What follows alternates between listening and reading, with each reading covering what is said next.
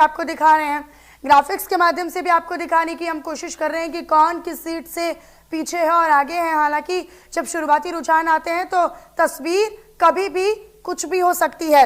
बाबूलाल शर्मा हमारे साथ जुड़ गए हैं, पत्रकार हैं, वरिष्ठ पत्रकार के तौर पर हमारे साथ बाबूलाल जी जुड़ रहे हैं। अजय धावले जी बीजेपी के प्रवक्ता है, वो हमारे साथ जुड़ रहे हैं। बहुत स्वागत है आप दोनों का। लेकिन नजरें तो आपकी भी रही होंगी सर। बाबूलाल से मैं शुरुआत करना चाहूंगी। बाबूलाल जी, नजरें तो आपकी भी रही होंगी मध्य प्रदेश और छत्तीसगढ़ को लेकर। अभी तक के जो शुरुआती रुझान है, क्या लग रहा है, आपका आकलन क्या कह रहा है? देखिए, जो रुझान दिखाई दे रहे हैं निश्चित रूप से जो है एग्जिट पोल की तरफ ही इशारा कर रहे हैं कि एग्जिट पोल सही दिशा में जा रहा है। प्रारंभिक रुझान है, कह नहीं सकते कितना उल्टा पुल्टा होगा, लेकिन फिर भी माने मोटा मोटे तौर पर आप समझ लीजिए कि जो स्थिति एग्जिट पोल में दिखाई गई वही दिखाई दे रही है। अब आगे पीछे में एक दो सीट का फर्क पड़ सकता है, एक सीट का फर्क पड़ सकता है, लेकिन जो छत्तीसगढ़ का प्रसंग है वो देखिए कि जो उम्मीद कांग्रेस को थी 4 सीटों पर हम आगे आ सकते हैं, उसमें कुछ दिखाई नहीं दे रहा है, बल्कि राजनांदगांव सीट में जो है वो आगे दिखाई दे रहे हैं भूपेश बघेल। और जहां से उम्मीद है कांकेर की, पक्की उम्मीद जहां थी बस्तर और कांकेर की, वहां पर पीछे चल रहे हैं। तो ये बड़ा फर्क। और मध्य प्रदेश का जहां तक प्रश्न, मध्य प्रदेश में वही रिजल्ट दिखाई दे रहे हैं रुझान में जो कि एग्जिट पोल में आए थे। और लगभग लगभग जो है जो रुझान जो दिखाई देते हैं उसमें कोई बहुत ज्यादा फर्क आगे जाकर के पड़ता नहीं है। किसी में बाय द वे पड़ जाए तो बात अलग है, लेकिन अक्सर जो है वो नहीं पड़ता है। जी ठीक है। मैं जरा अजय जी का रुख कर लेती हूँ। अजय जी, शुरुआती रुझानों में तो आप ही लोगों के दावे सच होते नजर आ रहे हैं। क्या लगता है कि यहीं तक मामला टिकेगा या कुछ उलटफेर की आपको नजर आ रही है आशंका?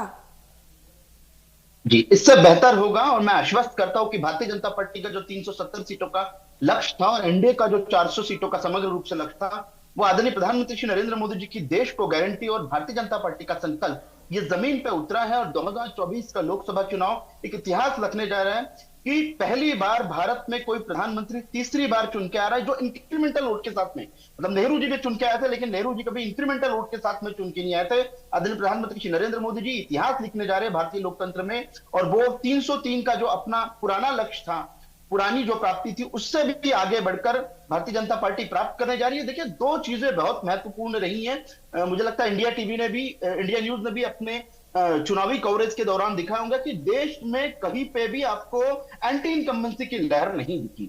दूसरा, प्रो इनकम्बेंसी की सरकार, जब सरकार जनहित और जनाकांक्षाओं का सम्मान करती है, जब गुड गवर्नेंस के माध्यम से सरकारी योजनाओं की डिलीवरी देती है, स्कीम्स का जब डीबीटी के माध्यम से क्रियान्वयन होता है, जनता तक वास्तविक लाभ अगर किसी योजनाओं का पहुंचता है, तो निश्चित तौर पे जनता धर्म और जाति की राजनीति से ऊपर उठकर विकास को चुनती है और बार बार विकास को चुनती है। भारतीय लोकतंत्र ने यह स्थापित कर दिया है विश्व के अनेक देशों के सामने कि अगर आप गुड गवर्नेंस की राजनीति करोगे तो देश सामान्य लोगों को भी देश का प्रधानमंत्री बार बार बनाएगा। और हम निश्चित तौर पर धन्यवाद देते हैं देश की जनता का, जिस ये ऐतिहासिक और अभूतपूर्व जनादेश का जो ट्रेंड शुरू हुआ है, ये और बेहतरी के साथ आगे बढ़ेगा। जैसे जैसे अन्य सीटों के रुझान आएंगे, राउंड कंप्लीट होते जाएंगे, और तो हम देखेंगे कि एनडीए जो मार्जिन हम लोगों ने डिसाइड किया था उससे भी आगे निकलेगा। बाबूलाल शर्मा जी, नकुल नाथ 8000 मतों के साथ पीछे हैं, ये रुझान बता रहे हैं। ये इसका आकलन जरा बताइएगा कितना महत्वपूर्ण हो जाता है, क्योंकि कमलनाथ के बेटे नकुल नाथ यहाँ पर अपने 8000 वोटों से पीछे। देखिए, मोदी फैक्टर काम कर रहा है मध्य प्रदेश में, तो विशेष करके जो है मोदी फैक्टर काम कर रहा है और एक माहौल वहां बना हुआ है। मैं अभी एक टीवी चैनल देख रहा था, तो उसमें जो है 527 सीटों का रुझान बताया है उसने, तो 279। ठीक है बाबूलाल जी, मैं आपको माफी के साथ रोकना चाहूंगी क्योंकि पल पल की